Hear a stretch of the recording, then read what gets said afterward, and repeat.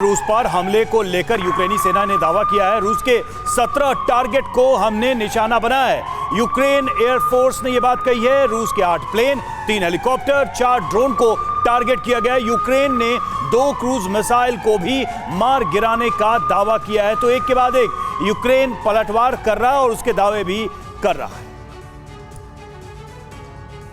तो देखिए, यूक्रेन के दावे अपनी जगह हैं, लेकिन बर्बाद हो रहा है ज़ेलेंस्की का मुल्क, इसमें कहीं कोई डाउट नहीं है। युद्ध का 34वां दिन है और रूस का भी जबरदस्त नुकसान हुआ है।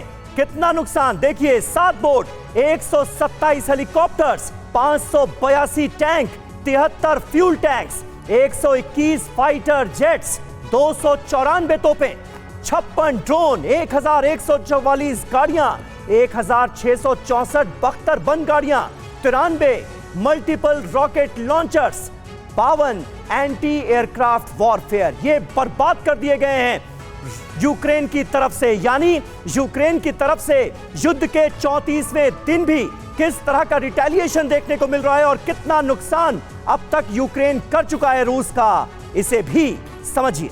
और आइए अब आपको यह भी बता देते हैं कि संयुक्त राष्ट्र के मुताबिक यूक्रेन को कितना नुकसान हुआ है। 34वां दिन है और यूनाइटेड नेशंस की रिपोर्ट ये बताती है कि 1200 से ज्यादा की मौत हो चुकी है। 378 एजुकेशन सेंटर ध्वस्त हो चुके हैं। 4400 रिहायशी इमारतें जमींदोज हो चुकी हैं। 138 मेडिकल सेंटर तबाह हो चुके हैं। 8 सिविल एयरपोर्ट्स को नेस्तनाबूद कर दिया गया है। इसके साथ ही 18 लाख लोगों का पलायन जारी है और 18 लाख से ज्यादा बेहतर ये आंकड़ा बढ़ चुका है। ये हम सब जानते हैं, जिस तरह की तस्वीरें बॉर्डर स्टेट्स की देखने को मिली हैं।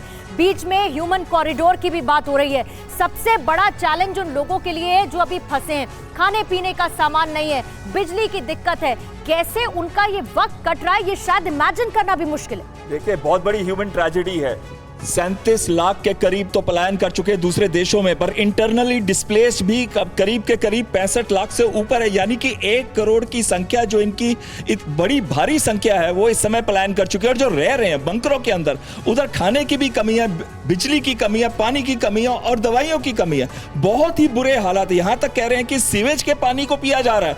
तो कहीं ना कहीं पूरे वर्ल्ड को इस समय उनको उकसाने की जगह उनको ये मदद देनी चाहिए, आगे बढ़ के ह्यूमैनिटेरियन एड देनी चाहिए, ह्यूमैनिटेरियन कॉरिडोर्स की बात करनी चाहिए। अगर ऐसी स्थिति है सर, तो फिर कैसे ज़ेलेंस्की सोच सकते हैं कि वहां पर मौजूद इंसानों को वो ढाल बनाएं, जैसा कि कहा जा रहा है? देखिए, उन्होंने एक राष्ट्रवाद का संदेश दिया है। वो हर एक नागरिक से उम्मीद कर रहे हैं कि वो इस युद्ध में आए और अपने देश के लिए लड़े। इस तरीके का राष्ट्रवाद, इस तरीके की देश की भावना से ही देश आगे बढ़ता है। और इसीलिए आज की डेट में यूक्रेन 34वें दिन तक युद्ध के स्तर पे लड़ाई अच्छे तरीके से, सक्षम तरीके से लड़ रहा है। ये एक देश भावना को जाहिर करता है। जहाँ तक ह्यूमन कॉरिडोर का सवाल है, ये त्रासदी है। इस तरीके की सिचुएशन वॉर में होती हैं।